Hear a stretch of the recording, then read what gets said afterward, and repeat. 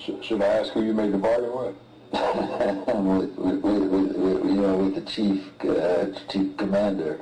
On this earth? And this earth, and then in a world we can't see. And then in a world we can't see. By weighing the body of a man as he dies, Dr. Duncan McDougall is attempting to prove what all good Christians know, that we humans have souls.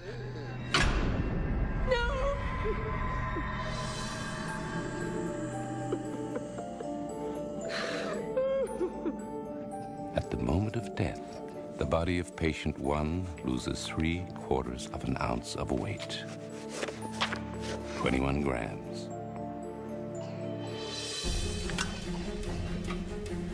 But McDougall needs more lives in the balance. A single result could always be dismissed as experimental error.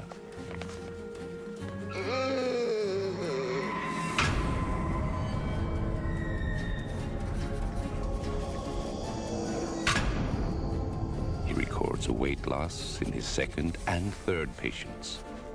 With his fourth patient, things don't go so well. Some believe what the doctor is doing is sacrilege. Ah, doctor. I trust you won't be much longer.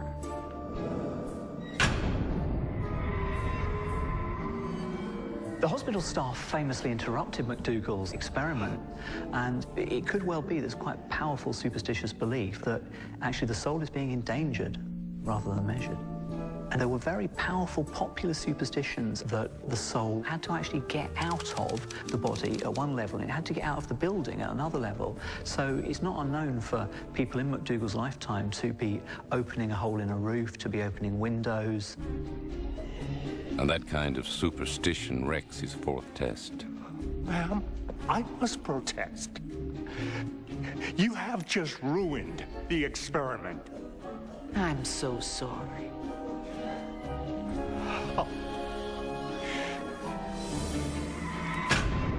The next death records a loss in weight of 3/8 of an ounce. McDougall now has 4 samples. All have lost weight. Has he measured his patients' departing souls? Or has he missed something? Like any good scientist, McDougall then had to come up with alternative explanations for the weight that he had discovered in order to rule them out. The obvious option, of course, was the urine and the feces released by the subject upon death. But he argued that these weights were taken into account because they were on the bed with the patient at the time of death. That's not the only variable. Could it be that he's just measuring the weight of their final breath? He spent some time on the scale himself, breathing out really hard to see if that changed the way the scale registered, and it did not. So he accounted for those bits.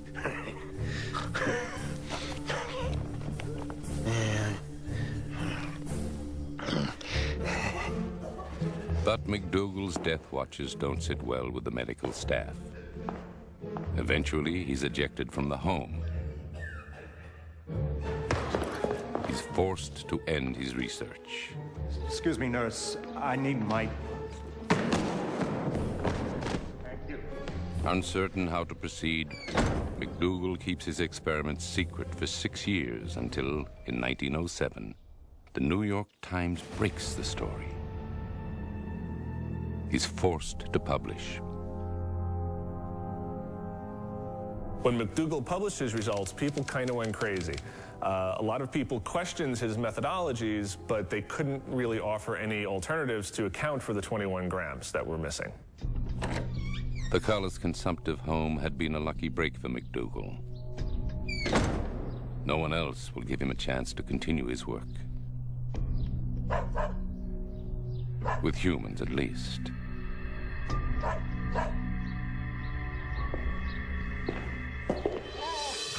McDougall moves on to a new area of research, aiming to prove that not only do we have a soul, but that it is a gift given only to humans. And his results are exactly as he might have expected. He finds that when dogs die in his scale, he records no weight loss. McDougall, I think, found what he wanted and what a lot of Christians would have wanted out of these dog experiments, that when they died, there was no perceptible weight loss, so no souls in animals. His results perfectly match the fundamental Christian belief that humans have souls, but animals don't.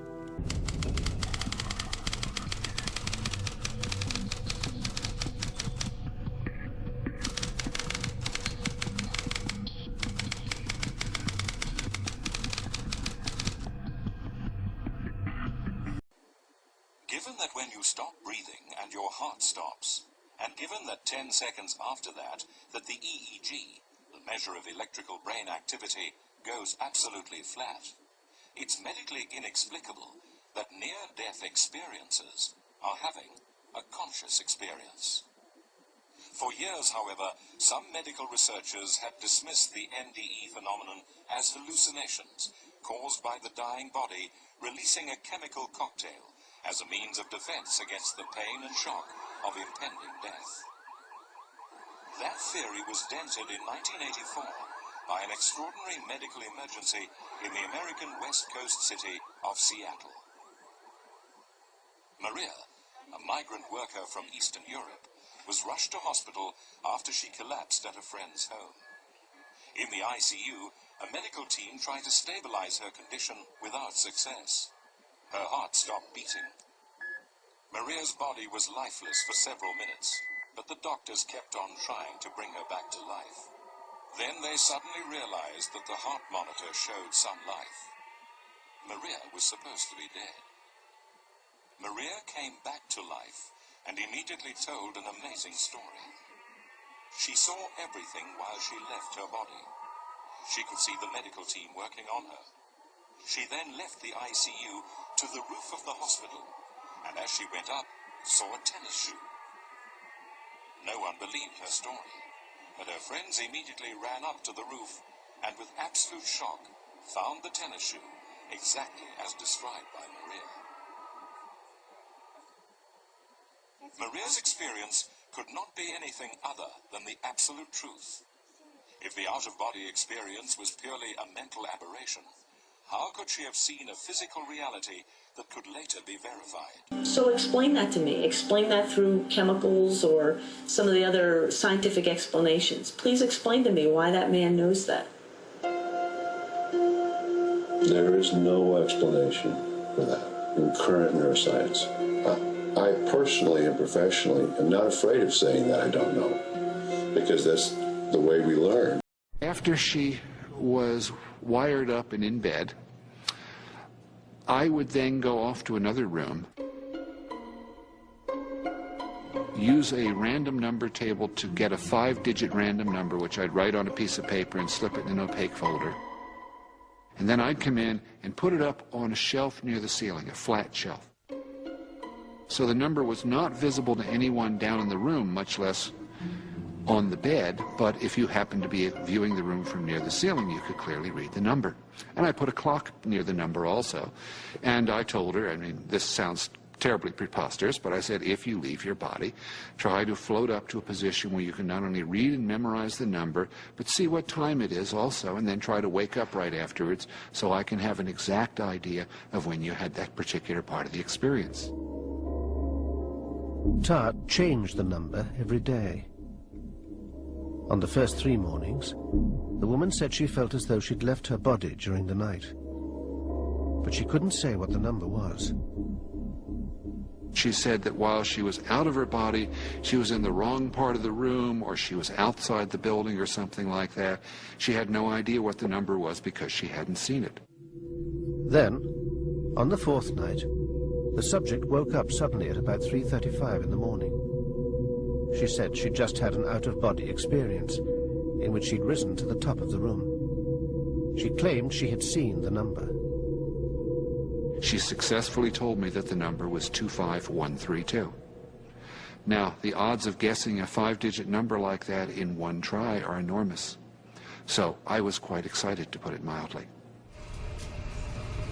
Tart examined the EEG readings of the electrical activity produced by the woman's brain. At the point that she believed she left her body, They had changed dramatically. I had looked at many brainwave patterns of sleep over the years, and her brainwaves were simply unlike anything I'd seen before. When she had the OBE, the woman's brain was producing alpha waves. In the rest of us, these are produced in the waking state and are rarely seen during sleep. It seemed that while she was asleep, part of her brain was behaving as though it was awake. Anyone who was familiar with sleep wave patterns looking at them would say, "This is unusual. I don't normally see this."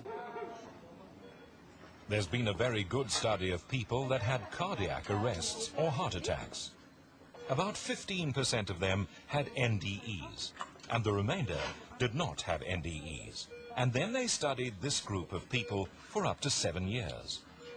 And there's no question that the people that had NDEs were significantly different from the other group. They tended to have a more spiritual belief system. They had a much lower fear of death. They had a much less materialistic view of the world. They were much more interested in religion, and it really changed their lives a great deal. So this has been studied very carefully, or what is called prospective or controlled studies, and has been proven to be fact. The event is so common.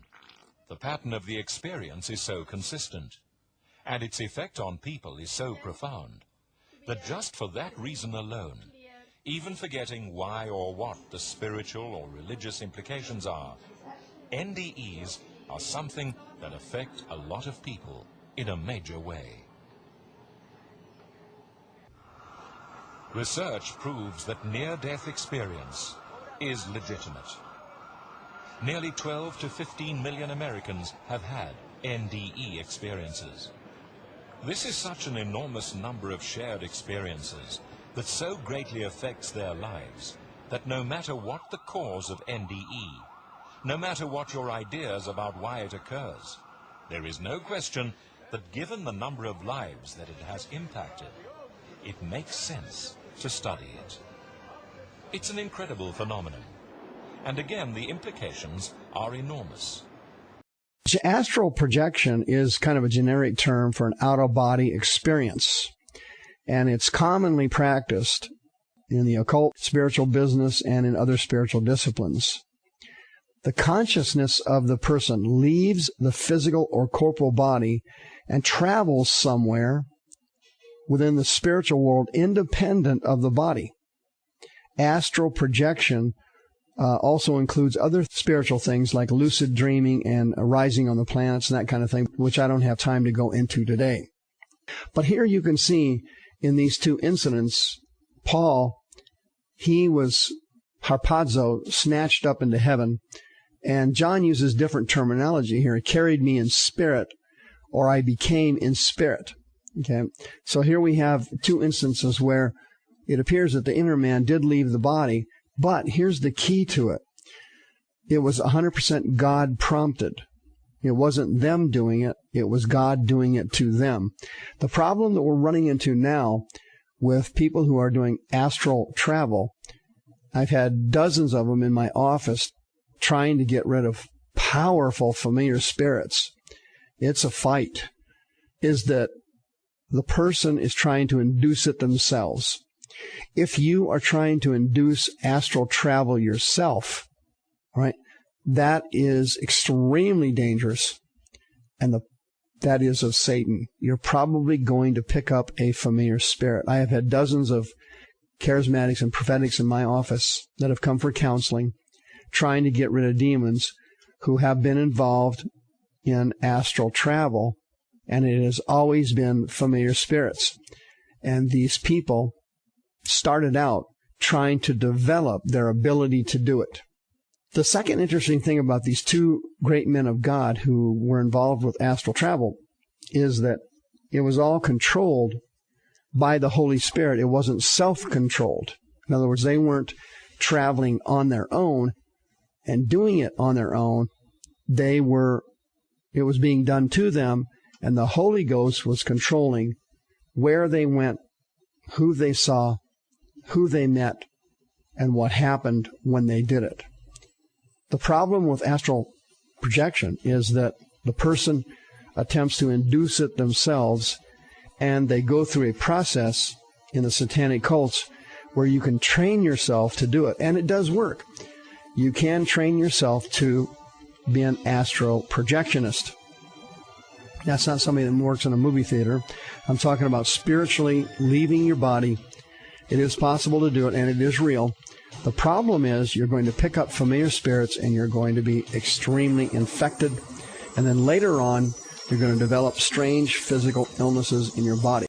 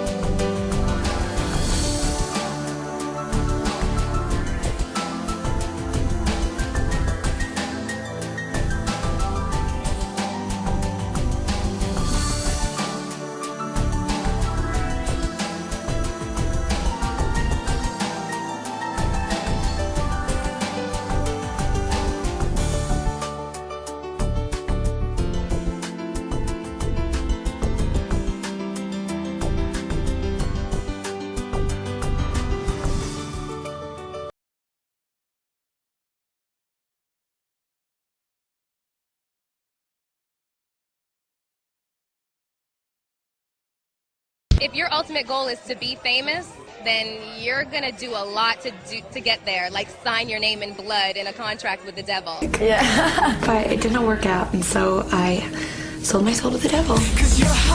Sold my soul to the devil. You know, a long time ago, and I'm holding up my hand. What was your bargain to get where I am now? Should I ask who you made the bargain with? with the chief commander. On this earth? And this earth, and then in a world we can't see. Heaven and hell is a reality. More and more scientific evidence proves that life after death does exist. Eventually, we will all die and have to cross the final frontier.